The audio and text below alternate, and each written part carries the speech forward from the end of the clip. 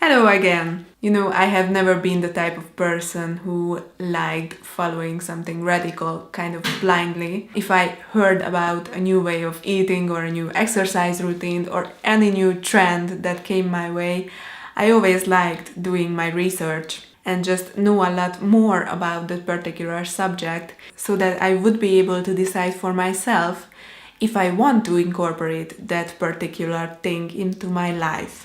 And I think that is a pretty good way to apply to be able to avoid getting bad changes into your life. And it was the same for me with living a more focused or an intentional life. You can call it minimalism or however you want it, although I don't know if minimalism fully covers the mindset of what we are talking about here, because minimalism can be incorporated in a lot of areas of life. And okay, but that is the subject of another video.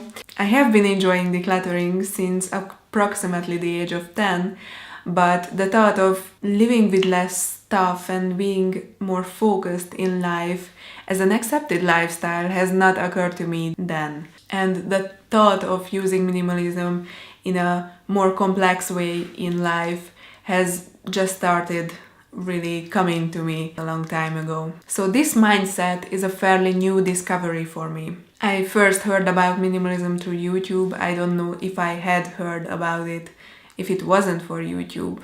But that's what's great about being able to watch these videos or being able to watch any video on any particular subject so that you can decide what you want to be influenced by. For example, if you are interested in minimalism, you can start watching minimalism videos and therefore you will be able to understand minimalism, and that is just the part that you could be able to do if you have read it up on Wikipedia or somewhere that is explaining minimalism, but you are also able to see it from other people's perspectives, and you can really watch the transformation what minimalism has given another person and what kind of impacts minimalism made in another person's life. You really can see what kind of effects minimalism can have, and therefore you are doing your own research and you can decide for yourself what you are getting into.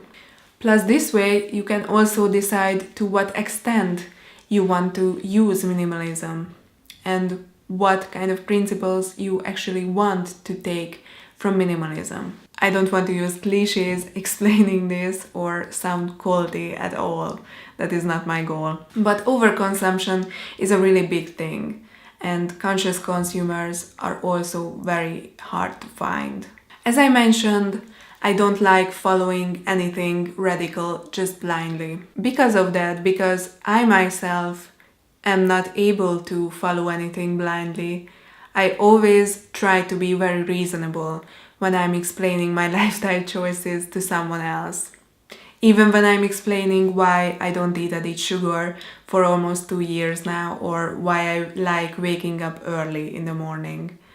Because I do believe myself that if you are explaining something reasonably, it is less scary for the other person. And if you are explaining something that you think the other person would benefit from, then that is the way to go. That is the way that there is a higher chance that someone will understand your thoughts, I think. And I did benefit from these lifestyle choices, and I do believe that others could as well. And if we explain, for example, minimalism from a reasonable point of view, there is a higher chance that someone else will just take a little piece of minimalism with them. And if all the people in the world take just 10% of what minimalism is all about, or 10% of what not eating added sugar is all about, then I think a lot of people would be happier, healthier, and there would be a lot less waste in the world. And that is why I try to speak always positive and about the point of view of improving yourself. However, I do know how those last sentences could have sounded to you. I don't want this video projecting a utopia. Oh. Okay, so I don't want this video to be utopistic or culty or anything like that. That is just my point of view. And on the long term, I do believe that being reasonable about these things is the best way to go. Because the smallest improvements can, on the long term, affect the most. And that is why it doesn't make sense to talk about minimalism in the sense of how many items do you own? If you own more than 10 items, then you are not a minimalist.